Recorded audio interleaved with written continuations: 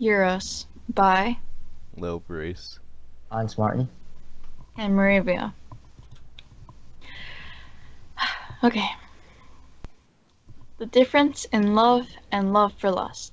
The poems of Annie Stevenson and Robert Bridges give form and following to Eros, the Greek god of love.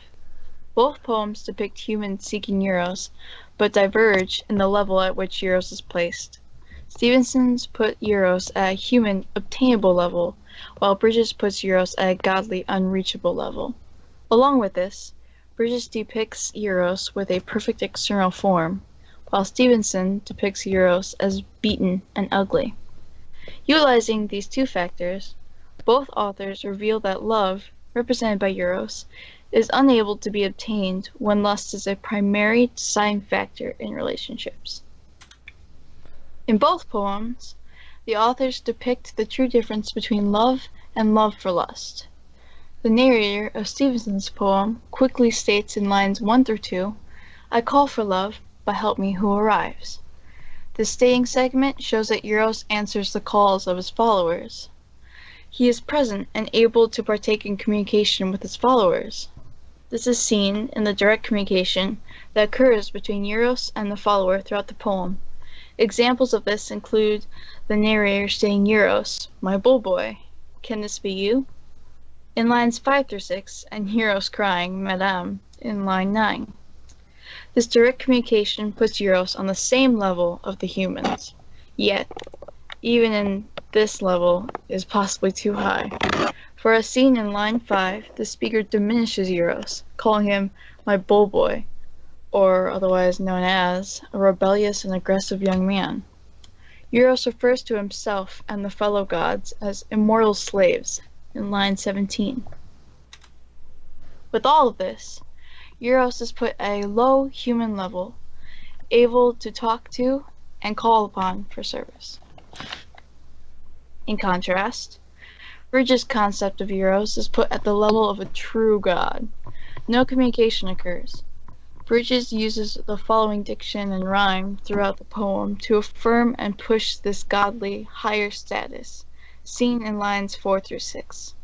Along with this, lines 4 through 6 exemplify that Bridges' poem is largely a tribute to Eros. No call is made for love. In contrast, Stevenson's poem uses language that would be considered quite normal or relaxed, and the narrator starts by calling for love. Followers in Bridges' poem are mere worshippers to this god, largely seen as Eros is labeled an idol of the human race. In line 2, being an idol, Eros is labeled to be a mere image or representation of the concept he represents, love. Directly following this up in line 3, Eros is labeled a tyrant of the human heart. In doing so, Bridges has depicted Eros as a powerful god who has overthrown the concept of love that humanity holds. And being an idol, humans worship Eros, though he is unable to be reached. A major factor of both poems is lust and the concept of love. Lust has bled into the concept of love, causing the two to be mixed and confused among humans. This is revealed by the effect lust has had on the form of Eros seen in both poems. Starting with Bridges' poem, the effect of lust is the adaptation of a perfect external form.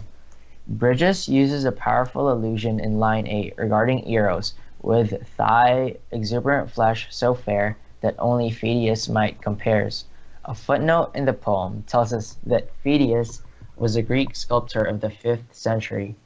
Bridges is alluding that Eros' external form is one that only a sculptor could make, unrealistic and unattainable, being in perfect form.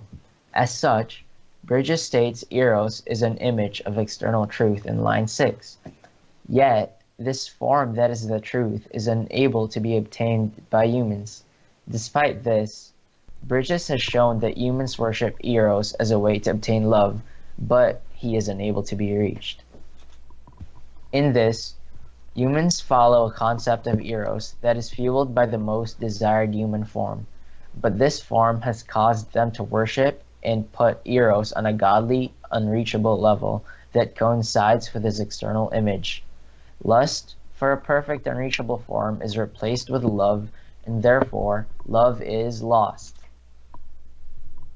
Though the two poems depict opposite concepts of Eros, the ability or inability for this god of love to be reached and to help the followers coincides with his external image.